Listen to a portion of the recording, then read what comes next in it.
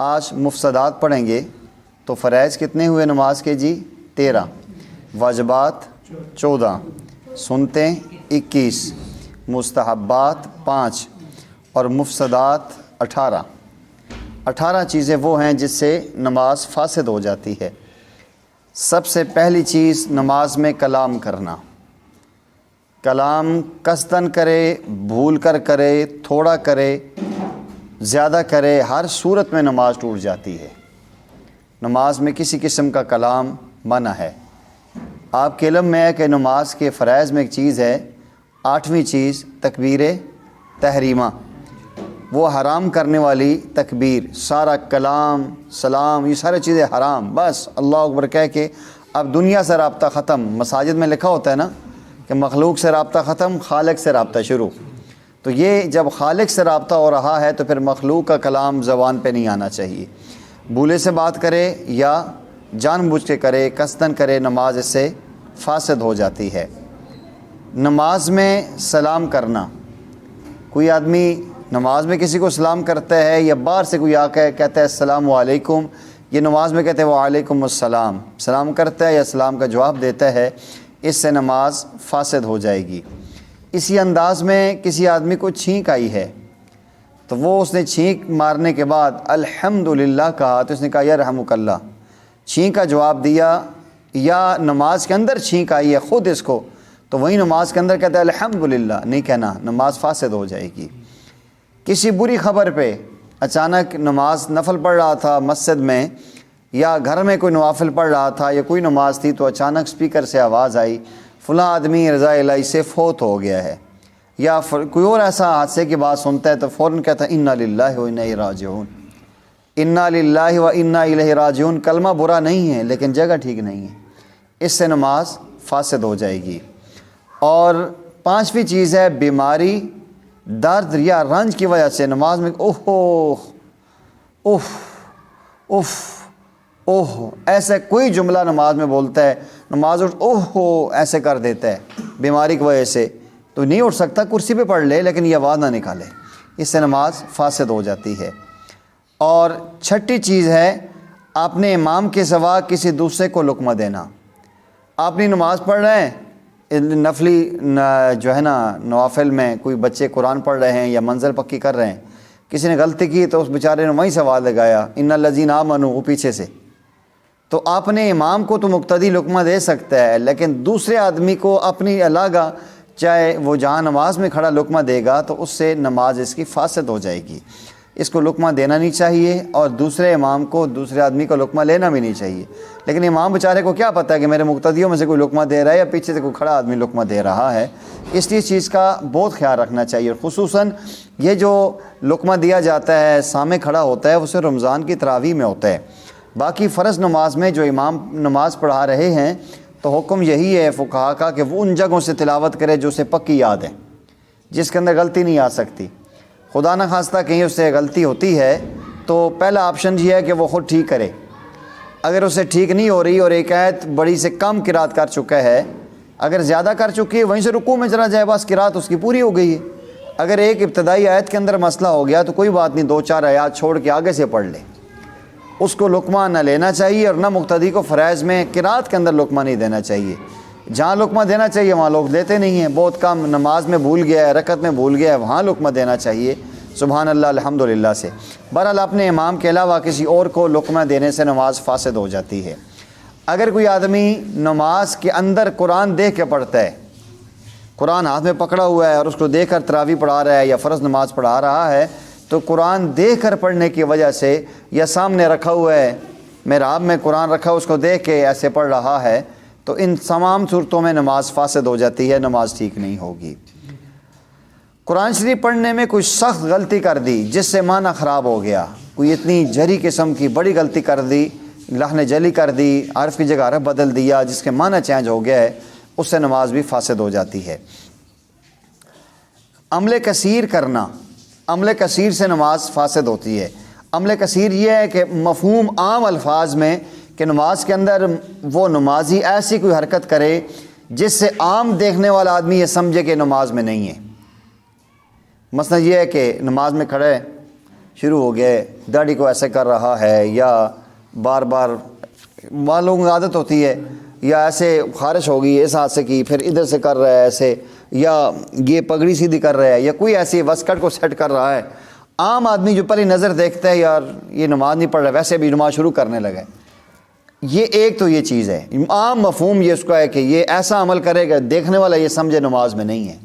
ایک آدمی نے ایسے ہاتھ رکھا ہوا ہے لیکن کافی دیر سے خارج کر رہا ہے، کبھی ادھر کبھی وہ پیچھے سے، کبھی قمیض اٹھا کے کر رہا ہے، کبھی خود آپ نے بھی دیکھا ہوگا قیام میں کھڑے ہیں تو خارج چاہیے، بیچارہ نیچے ہو کے خارج کر رہا ہے، یعنی قیام میں کھڑا ہے، اب مقصد دیکھو وہیں سے نیچے ہو کے نہ تو وہ پیچھے پنڈلی کو خارج کر رہا ہے۔ تو اللہ کے ولی تو نماز پڑھ رہے ہیں، نماز میں ایک خارج برداشت نہیں ہو رہی، ان تمام حرکتوں سے یہ عمل کثیر ہے۔ ہلکی سی ہوئی یوں کر لی، یا کوئی ایسا مسئلہ ہوا ناک کو ہلکا سا کر لیا، اس سے نماز فاسد نہیں ہوتی۔ یا بس اوقات اٹھتا ہے کوئی ہلکا سا اس نے قمیض سیٹ کر لی ہے کوئی ایسا، اس سے نماز، یہ عمل کثیر ہے، قلیل ہے، یہ عمل قلیل ہے، اس سے نماز میں فرق نہیں پڑتا۔ یا اس کا دوسرا مفہوم یوں سمجھے، کوئی ایسا عمل قلیل کرنا کہ جو 3 دفعہ سبحان ربی العظیم کہنے تک کرتا رہے، اس سے بھی نماز فاسد ہو جاتی ہے، وہ عمل کثیر ہو جاتا ہے۔ کافی دیر لگا ہوا ہے، وہ بیچارے کو آرام ہی نہیں آ رہا، یا کوئی ایسا عمل کر رہا ہے مسلسل خارج ہی کر رہا ہے، لگا ہوا ہے نماز میں، منہ ایسا کیا ہو اتنی دیر جتنی ایک رکن ادا کر لیتا ہے، یہ عمل کثیر ہے، اس سے نماز ٹوٹ جاتی ہے۔ بس اوقات چادر کھولی پھر چادر بند کی، پھر کھولی پھر چادر بند کری، اور ایسے کر رہا ہے، اس سے یہ سارے عمل کثیر ہیں، ان سے نماز فاسد ہوتی ہے، بچنے کی کوشش کرنی چاہیے۔ قصدن یا بھولے سے کھانا پینا، آیا بار سے منہ میں سپاری رکھی تھی، ٹافی رکھی تھی، نماز کھڑی اسی تو وہیں اللہ اکبر کر لیا، تو نماز کے اندر لگا ہوا ہے،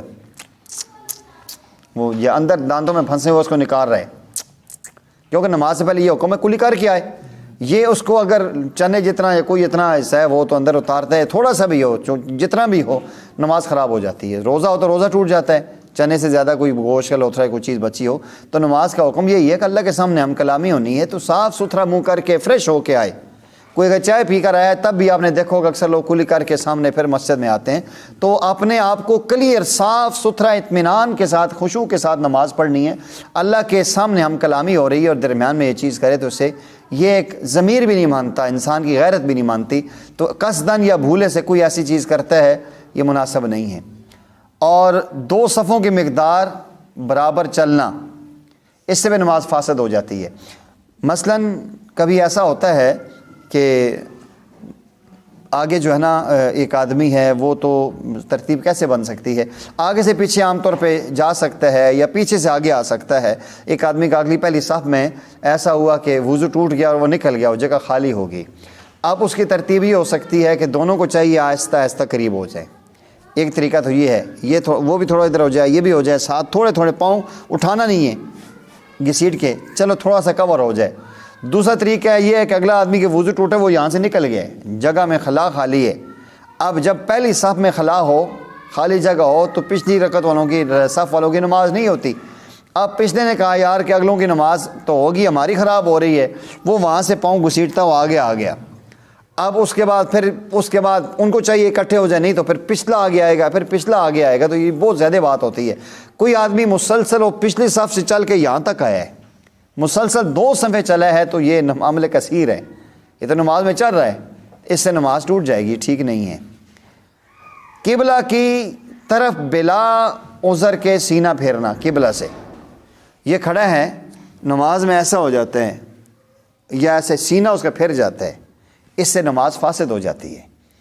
اور ناپاک جگہ پہ سجدہ کرنے سے بھی نماز فاسد ہو جاتی ہے۔ آپ کو یاد ہوگا کہ جگہ کا پاک ہونا فرائض یا شرائط نماز میں سے تھا۔ سطر کھل جانے کی حالت میں ایک رکن کی مقدار کھڑا رہا، دھوتی باندھی تھی، دھوتی کھل گئی، سطر ننگا ہو گیا، اتنی دیر کھڑا رہا جتنی دیر میں سبحان ربی العظیم 3 دفعہ کہہ کے رکوع ادا کر سکتا ہے یا سجدہ ادا کر سکتا ہے، اتنی دیر کھڑا رہا، اس کا سطر کھل گیا، یہ سطر اس کا ننگا ہو گیا، اس کی نماز فاسد ہوگی، یہ نماز دوبارہ اس کو پڑھنی پڑے گی۔ 15ویں چیز ہے دعا میں ایسی چیز مانگنا جو لوگوں سے مانگی جاتی ہے۔ اللہ جی میری شادی کروا دے، اللہ مذہب بھجنی، اللہ مجھے 100 روپے دے دے، اللہ بھوک لگی ہے روٹی دے دے۔ مانگنا اللہ سے چاہیے، لیکن یہ وہ چیزیں ہیں جو لوگوں سے لی جاتی ہیں۔ ایسی یہ میں نے مثال دی ہے، ایسی کوئی بات جو لوگوں سے سوال کیا جاتا ہے وہ نماز کے اندر ہی ایسا مانگنا شروع کر دے، اس سے بھی نماز فاسد ہو جاتی ہے۔ ڈر یا مصیبت کی وجہ سے رونا، قرآن پڑھتے ہوئے اگر ایک خوف خدا سے رونا آتا ہے وہ الگ بات ہے، لیکن درد کی وجہ سے رونا شروع کر دی ہے، تکلیف ہے کمر میں، کھڑا نہیں ہو رہا تو وہیں رونا شروع کر دیا ہے، یا کوئی ایسا دکھ ہوا ہے، اچانک کوئی یاد آ گیا، نماز میں کھڑا تھا تو خیال چلا گیا اپنے والد والدہ کی طرف رونا شروع کر دی ہے، اس سے نماز ٹوٹ جاتی ہے۔ لیکن نماز پڑھتے ہوئے خوف خدا سے جہنم کا ذکر سنا یا ہولناکیوں اور عذابات سنیں تو اس میں اگر ہچکی بن جاتی ہے اس سے نماز نہیں ٹوٹتی۔ جیسے حرم میں امام پڑھتے ہیں، انہیں وہ اہل لسان ہیں، انہیں پتہ ہے کہ اس آیت میں کیا ہے۔ جن لوگوں نے قرآن کا ترجمہ پڑھا ہے اور انہیں ترجمہ ازبر ہے، وہ جب قرآنی آیات پڑھتے ہیں تو ان کی عجیب کیفیت ہوتی ہے کہ کیا بتایا جا رہا ہے۔ تو درد کی یا مصیبت کی وجہ سے رونا زہر ہو جائے تو اس سے نماز فاسد ہو جاتی ہے۔ بالغ آدمی کا نماز میں قہقہ مارنا یا آواز سے ہنسنا، نماز کے اندر ہنسنا شروع کر دی ہے، وہ تب ہو سکتا ہے نماز پڑھ رہا ہے، کھلا سامنے مسجد سین ہے، دیکھا کوئی نبینہ بیچارہ آ رہا ہے، کہیں ٹھوکر لگ گئی ہے یا کوئی گر گیا ہے یا ایسی کوئی حرکت ہو گئی ہے، یا بسا اوقات کئی بہت ساری باتیں ہو سکتی ہیں،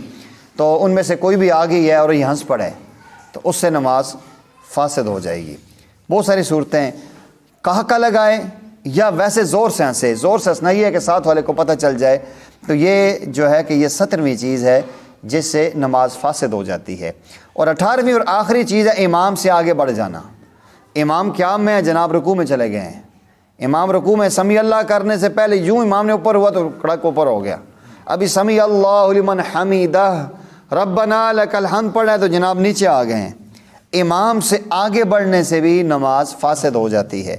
ایک امکانی صورت اس میں ہے، بعض فقہاء نے بچائی ہے، کہ امام سے غلطی سے انسان پہلے رکوع میں چلا گیا، امام نے جانا تھا لیکن وہ اتنی دیر ٹھہرا رہا جتنی دیر میں اوپر سے امام آ گیا، امام سے رکوع کے ساتھ رکوع مل گیا، نماز تو ہو گئی لیکن خطرہ بہت زیادہ ہے۔ جو رکوع یا سجدے میں امام سے پہلے چلا جاتا ہے، اس نے ہم نے حدیث پڑھی، اور جو اس کا خطرہ ہے اس بات کا ہے کل قیامت کے دن اللہ تعالیٰ اس کا چہرہ گدھے کی طرح بنا دیں گے۔ ایسے ایک بہت بڑے ایک فقیہ کے بارے میں آتا ہے، محدث کے بارے میں آتا ہے، حدیث کے بہت بڑے استاد تھے، وہ جب بھی پڑھاتے تھے تو وہ اپنے چہرے کے آگے نقاب ہوتا تھا، نقاب کے بعد پردے کے پیچھے پڑھاتے تھے، چہرہ نہیں بتاتے تھے۔ تو ایک شاگرد نے بڑی خدمت کی اور بڑا ان سے پڑھا، تجسس بڑا تھا کہ میں اپنے شیخ کو، اپنے استاد کو دیکھوں۔ تو ایک دفعہ اس نے کہا کہ استاد جی میری چاہت ہے، مشہور واقعہ ہے، کہ میں آپ کا چہرے کی زیارت کرنا چاہتا ہوں۔ آپ نے فرمایا تم نہیں کر سکو گے، چھوڑو۔ زیادہ اصرار کیا تو جب انہوں نے چہرے سے نقاب ہٹایا تو وہ تھے انسان لیکن حولیہ گدھے کی طرح بنا ہوا تھا، اور فرمایا کہ میرے ساتھ ایک عذاب ہوا کہ میں نے اس حدیث پہ شک کیا کہ میں ٹرائی کر کے دیکھتا ہوں آیا ہوتا ہے کہ نہیں ہوتا۔ واقعتاً ہوتا ہے چہرہ، میں نے امام سے اول ہو کے آگے جا کے دیکھا، اسی وقت سے یہ ابتدائی بات ہے، امام بننے کے بعد کی بات نہیں، شروع میں کوئی، کیونکہ ایک عالم تو کبھی ایسا سوچ بھی نہیں سکتا، تو وہ اس سے پہلے انہوں نے کوئی ایسا معاملہ کیا کہ جس سے انہوں نے حدیث تو سنی تھی اور ٹرائی کیا، دیکھتے ہیں اس میں ہوتا بھی ہے کہ نہیں ہوتا۔ اس شک کی بنیاد پہ میں نے امام سے پہلے سجدہ کیا تو اللہ تعالیٰ نے اسی وقت میرے چہرے کو یہ کان گدھے کی طرح بنا دیے، ناک بنا دی اور حولیہ بن گیا ایسے۔ یہ کتنے خطرے کی بات ہے اور لوگ اس چیز کا خیال نہیں رکھتے۔ یہاں کسی کو سمجھایا جائے تو وہ اس کو انا کا مسئلہ بنا دیتا ہے کہ میری انا ہے، میری عزت ہے، رسول اللہ صلی اللہ علیہ وسلم کی سنت کے خلاف عمل ہو رہا ہے اس میں افسوس نہیں ہے لیکن میری عزت خراب نہ ہو جائے۔ تو اصل چیز یہ ہے کہ عبادت وہی مقبول ہے جو سنت کے مطابق ہوگی۔ ان چیزوں میں بہت خیال رکھنا چاہیے کہ امام سے آگے نہیں جانا چاہیے، ہر اعتبار سے امام سے پیچھے۔ بعض علماء تو اس میں اللہ والے اتنی بات کرتے ہیں کہ استاد اور امام کے آگے چلنا بھی نہیں چاہیے، کہ وہ اگر امام نہیں کر رہا ہے مسجد سے تو مقتدی کو چاہیے کہ وہ رک جائے، پہلے امام کو باہر جانے دے۔ کئی بزرگ ایسے ہیں کہ وہ اگر والد اور بیٹا جا رہا ہے تو وہ بیٹے کو روکتے ہیں، بیٹا ابو سے پیچھے چلو۔ یہ ادب ہے، اور مشائخ نے یہ لکھا ہے کہ جو استاد کی جگہ ہے، کوئی شاگرد اگر اس جگہ کو پھلانگتا ہے چھلانگ مار کے، مثلا یہ استاد کی جگہ ہے، ایک شاگرد جہاں سے چھلانگ مار کے ادھر جاتا ہے تو یہ تو مسلح ہے، اگر امام یا استاد کی اسٹیک سے بھی چھلانگ مارتا ہے اللہ روحانی فیض اس کا روک دیتے ہیں۔ یہ ادب بہت بڑی چیز ہے، با ادب با نصیب، بے ادب بے نصیب۔ بہرحال اس چیز کا بہت خیال رکھنا چاہیے۔ میں دوبارہ ریپیٹ کر دیتا ہوں، ہم نے 13 فرائض پڑھے ہیں نماز کے، 14 واجبات پڑھے ہیں، 21 ہم نے سنتیں پڑھی ہیں اور 5 مستحبات پڑھے ہیں۔ آج ہم نے 18 مفسدات پڑھے ہیں۔